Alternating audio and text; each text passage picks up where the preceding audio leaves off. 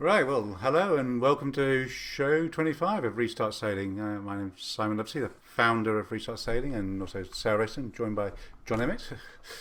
Yeah, really happy to be here. I think we're beginning to have more positive news on the shows, and that's only a good thing. Yes, but amazingly, here we are, well, a year plus, aren't we? And still looking at the three stages, although as we come on to it, it's now become four stages, but I think our original three stages still works very well, doesn't it? Yeah. Yeah, no, I think it was spot on, and I think one of the things is that if we look at history and previous pandemics, it takes time, and actually everything we do now makes a big difference, and there's always a lag for any action or inaction. So yeah, I'm not surprised we're still here. Wow, that's right. Yes, if you look back in history, it always takes longer than you expect. But I think it's encouraging how we're getting now into a bit of a pattern, and more we're all understanding what the process is and where the different stages will go, isn't it? Well, certainly it's encouraging in the UK, and we'll look about that in a bit. Deaths is probably the best indicator of the progression of a pandemic, although there is a lag of almost a month. But that gives you a really good idea about what's going on. So this graph here, it's the global daily deaths, because after people test positive for COVID, it may be 21 days or even longer before they sadly succumb. So for people who think which we're just on a downward trajectory as a world, unfortunately, we're not there yet. Although the UK numbers, I think, are looking very positive, and I think we've done very well. Part of it will be we will be getting more vitamin D as the clocks change soon, and we get a lot more sunlight. And we've done very well if we move on to the next slide with the vaccine rollout. This is the daily deaths, and as I said, I think that's probably the best indicator of the pandemic. But there is that lag of almost a month, so we're going to get that coming into summer drop, which is very useful. But we will also see the effect of the UK opening the schools, and I think that's actually been done in a very good way, but it will increase some of the numbers. And the biggest thing is the vaccine rollout. I forget exactly, but we're pretty close to having 50% of the population done. So that's something that the UK's done very, very well. There's a lot of talk at the moment about we should have locked down sooner, but we can't actually change things in the past. But the vaccine rollout has done very well. There's been a really good uptake. And those countries that don't have a good uptake are going to struggle.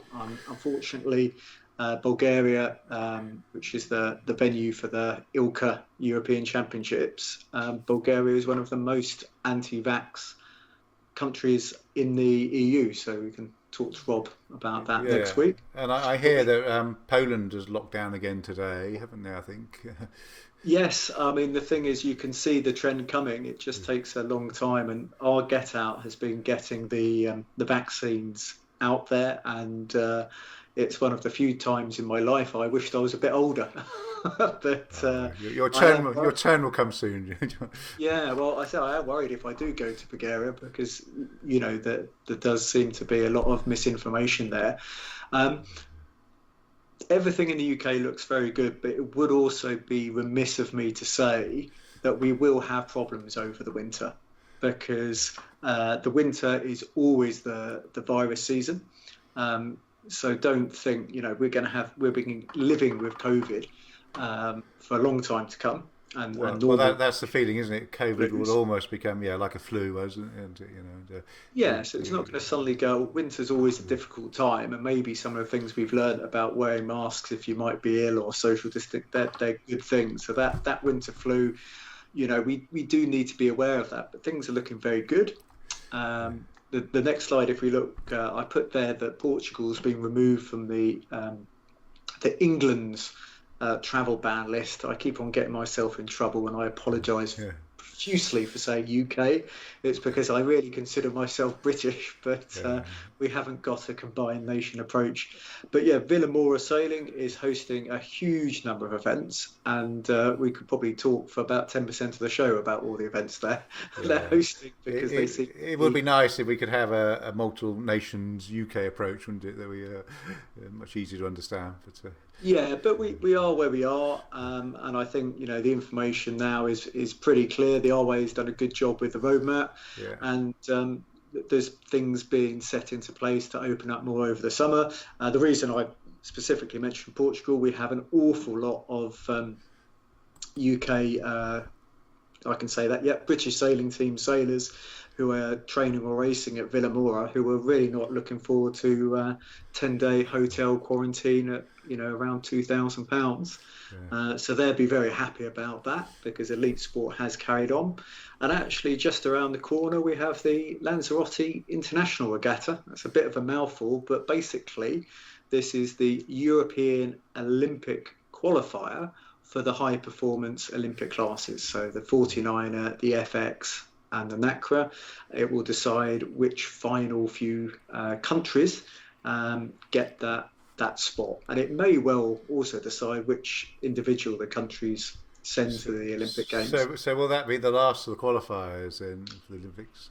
Will there be any more outstanding? Yeah, I mean, it's still going. It's still going. The ILCA qualifier, European qualifier, that is, will be in Villamora, and that will be in April. And they're just trying to get it done, because it's so much fairer in most people's eyes to have a regatta deciding who goes to Olympics, rather than trying to decide it on paper and go back to world rankings that are, because it's slightly different, isn't it? Because each country has to qualify first, don't they?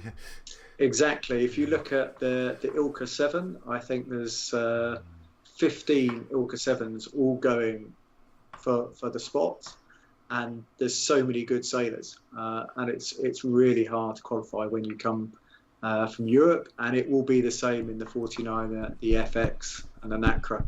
So some countries are still to qualify in various classes, is that correct? Absolutely. The UK is one of the few countries that tends to qualify in all the Olympic disciplines. One of the very few countries. So Lanzarote, for people who don't know, it's a very good windsurfing destination, the Canary Islands, in the summer, because it tends to be windy. So it should be good to watch. Good. So been another active few days on the Restart Sailing Facebook group. It's amazing how it suddenly peaks, doesn't it? And then lots of... Well, I think people are just really responsive to any news that comes out, and I think that makes a big difference. I think communication is key. That's why I'm always talking about the vaccine, just to get the message out there. It's good for you, it's good for the people around you, and it's good for the world as a whole, and it's our way back to a normal life. Much better than doing lots of lockdowns, which, were a necessary evil. Yeah, so we'll be joined by Nigel shortly from the Lark class, but there's been a big debate about open meetings starting, and I think probably the message is that they're starting but slowly, I think, isn't it?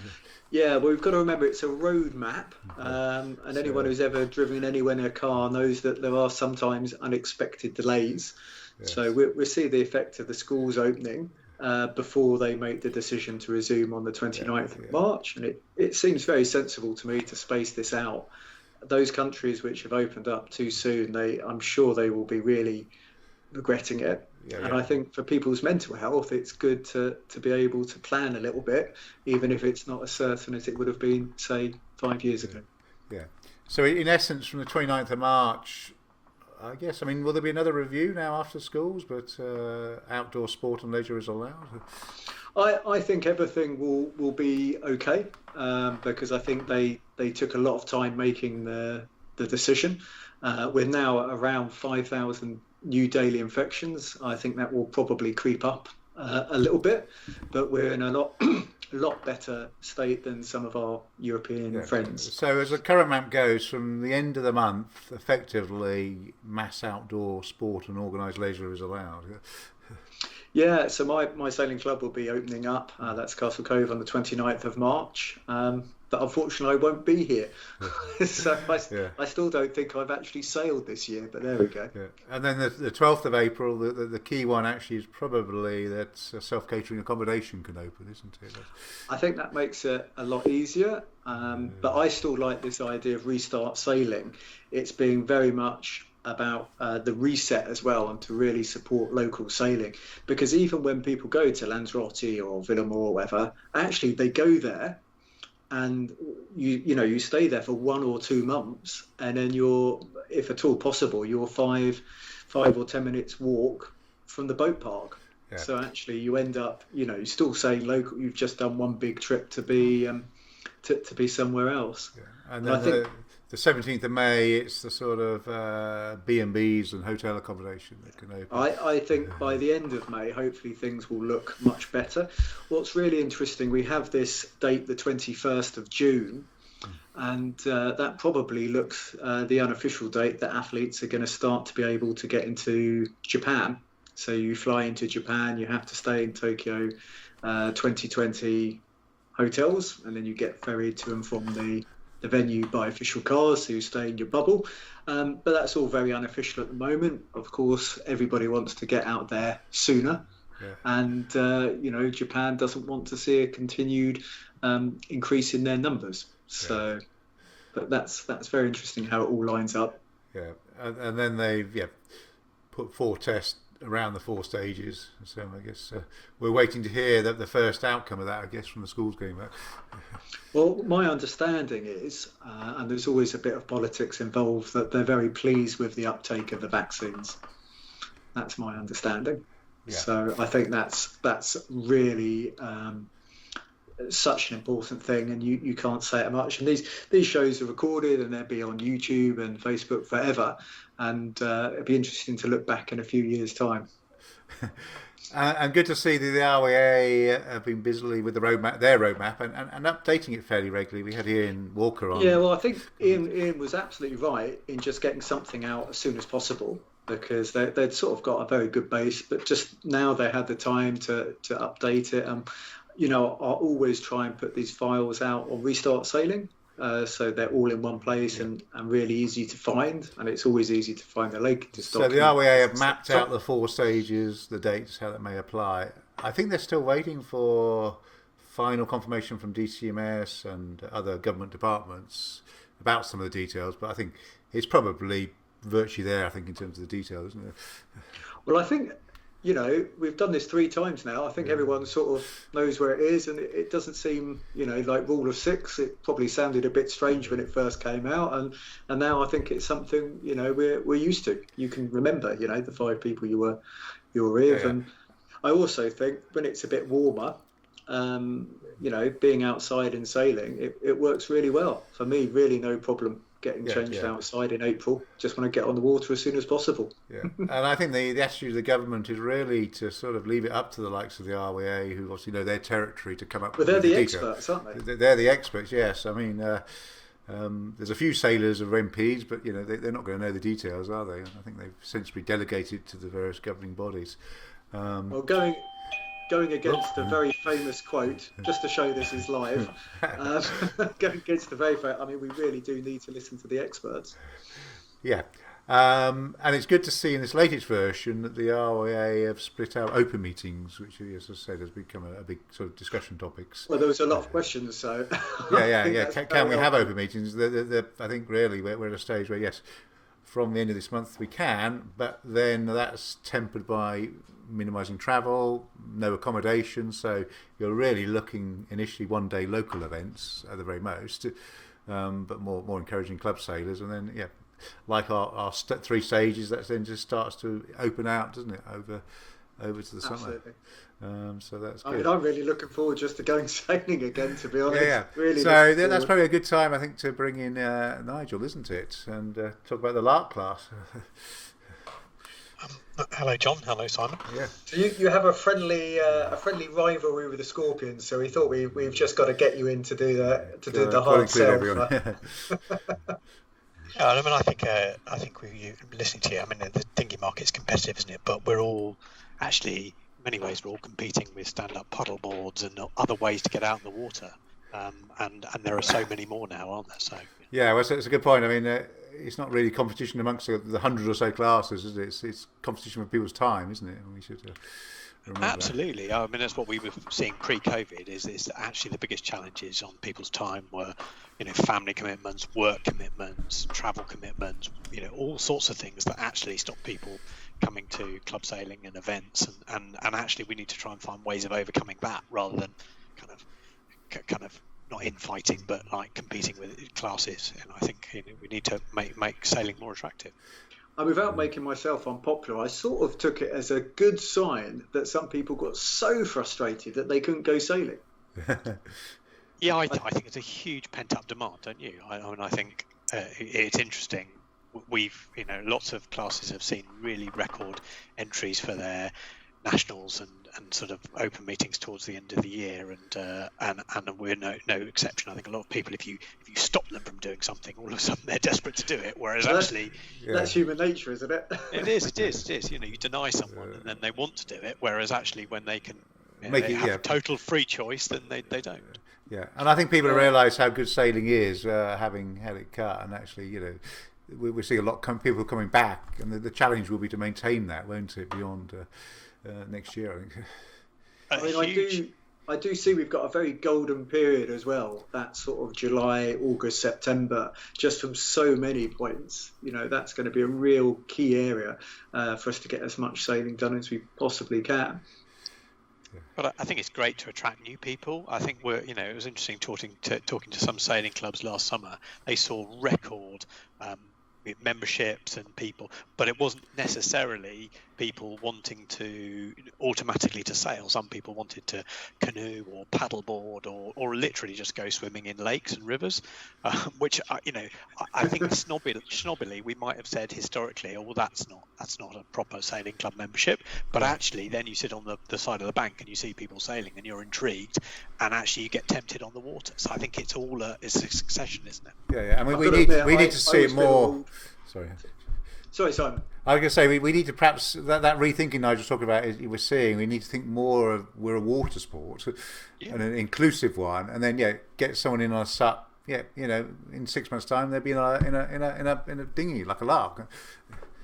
I mean, I always feel a bit old when the youngsters all go and jump and go for a swim in the sea after racing. But actually, it's really good just to have people at the sailing club having lots and lots of fun, and that's but I think what it's all about. If we've all missed sailing, haven't we? But actually, it isn't just about sailing. It's about the whole social aspect and catching up with our friends and being down at the sailing club or going to regattas. That's what we miss, being away, having fun, outdoors. So the sailing is a part of it, but it is just the whole package that we've missed. I was going to say Thatcher's. It just was the first word which popped into my mind, but that's not a pint of cider after the Wednesday evening races is the tastiest one of the entire week, I think. Yeah, and the Larks, I guess, are gearing up to a busy nationals, aren't they, Nigel? Yeah, so we've got a nationals coming up, which challengingly is actually on the 28th of June. So it's literally just after the, and we'll have to make a decision on that nearer the time. What's the venue, Nigel? Sorry, where is it? Rock in Cornwall. Okay. And we've got a fantastic entry list. We've got lots of people gearing to go. Lots of people book their accommodation, but obviously it relies on the levels going to the dates, and we'll work out a plan B if that doesn't happen. But lots of enthusiasm and positivity. And I think one of the challenges with venues like Rock will be the accommodation, won't it? You're hearing stories of people charging thousands of pounds now for cottages and flats, and luckily, so it's one of the benefits, and we're not alone in this as a class. Where actually, we had our nationals booked at Rock last year. We just deferred the whole thing to this year, and that's worked really well. And then a lot of people got offered the accommodation they had booked last year, this year, and therefore they avoided the price hikes, which inevitably have happened. But yes, you're right. Any future and new venues and new regattas, I mean, there is just nothing at all in terms of the UK accommodation market, because I think a lot of people are assuming that we will be maybe unable to leave the country this year. Yeah. Again, I mean, I think vaccines will probably be one of the things that help increase that freedom of travel, which is another good encouragement. But we'll keep our fingers crossed for you in June. As I said, I firmly believe we start to see the light at the end of the tunnel in May, and I think the weather's good in June, isn't it? Yeah. It is, and we've also spent the last few years really thinking about what the Lark is. So a lot of people will remember it's a student boat, and actually we've realised that our niche, if you call it, our USP is that we're very family friendly. Actually we've got lots of families in the class, sort of young people sailing with adults and as helms, and we feel that's a really good niche if you think about it. So we've done things like organised kids discos, kids tea parties, actually, because we see a lot of people falling out of the dinghy market when they have kids, because there's just so many things to juggle. And actually, if you can make your class family friendly, we think that's a really good opportunity to bring people back.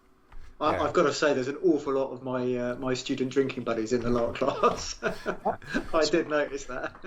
Well, they just stayed there.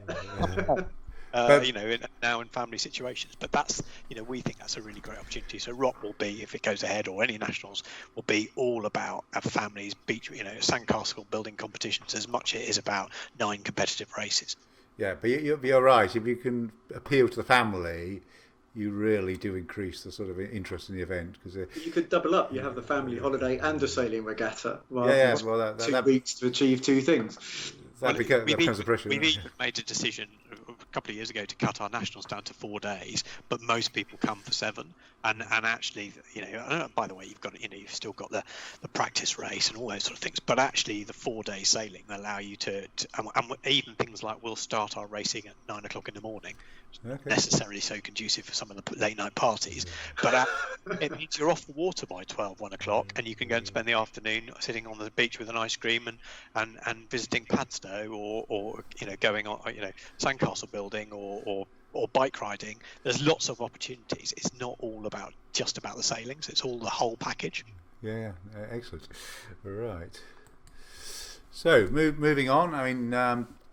John and I have been involved with Andy Rice and others about launching the Great British Sailing Challenge rankings, and this is really about people going out sailing, taking a tracker, and getting their own results. And I think that will come into its own really soon, when we can't really be having open meetings, but we can still race at our local club and race the class championships and gain the open meetings. And this is something that we were involved in last year with things like the K1 and the solo events, where we just basically keeping and filling the gaps. And I think that's the important thing, John, isn't it? It's those, it's definitely not just elite people who want tracking. Everybody wants to be able to race against each other when you can't race against each other, if that makes sense. That's right. And I think that's been really the real thing about this pandemic, isn't it? The innovations coming out of it, that it's forcing some of these things to happen quicker than they may have done, because we've got to do anything. So many classes, I guess the Larks were saying, didn't have a class championship last year, did they? No, we didn't. But actually, it forced a lot of people, particularly when you had the sailing bubbles and you could sail together. Actually, people started sailing with family members. Well, that's right. So it's actually reinvigorated some of those more traditional values, isn't it? We're forced to do these things, and these things will sort of carry on. So basically, it's all about having your own tracker, going out and racing, and then bringing the data back. We'll be doing lots of different rankings, so there'll be one there for the asymmetrics and symmetrics. We know that they do different courses and things like that, and basically being able to take the data and mash it up, and then give different rankings that people can progress against. And then the clever bit is really that we understand what the course is doing. So we're taking wind measurements, we're taking performance data, so the idea is we can see how different courses are performing. So when we did this with the K1s, we had a group down at Lyme Regis who were like sort of hitting 12 plus knots, big breeze, big sea. And then we had some of the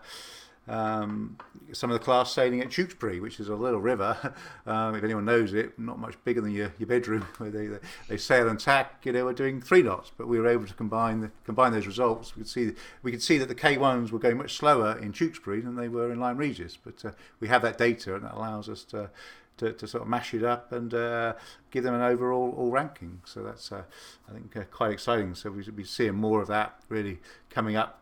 I guess as we start to sail from the end of this month. So that leads very nicely onto my little coaching bit. We'll keep it short this week. It's been a bit of a longer show than usual, but just to do your research. We've had such a lot of time off the water. If you've got one big championship in the year, that's obviously can be a family holiday at the same time. But to get out the old tide book, see what's going to be happening with the current flow, and for those people who sail at coastal venues. If you're sailing in small groups, you probably need to be aware so your trolley doesn't float off or end up right at the top of slipway where you can't get it, because I guess we're still going to be sailing in smaller numbers for some of the clubs which are in a position to start earlier. But yeah, just do your research. There's lots of good sailing books out there. Just finished watching the America's Cup. I'm sure there's lots of sofa experts out there, but it's time to start thinking about our own sailing. Good. So, moving on to 1st of April. Yeah, so this is no joke. We have Rob Cage on from Ilka UK, which is, crikey, it's almost everything, isn't it? You've got a junior class, a youth class, Olympic women, Olympic men, masters, and your good old family holiday as well. So yeah, it'd be interesting to see what Rob's viewpoint is, and we can quiz him whether he thinks the Europeans in Bulgaria is going to happen. Yeah, and I guess the other question is, it's definitely the Ilka class now. I think so. I don't think anybody wants to pay a huge amount of money to sail the same boat under a different name. That's my understanding. Okay. Personally, I'm just happy to be sailing. Well, that's right, and it's good to see everyone getting out there, and it'll be good to catch up with Rob in 2 weeks' time now, isn't it? Yep. See you then. Thank you very much. Right.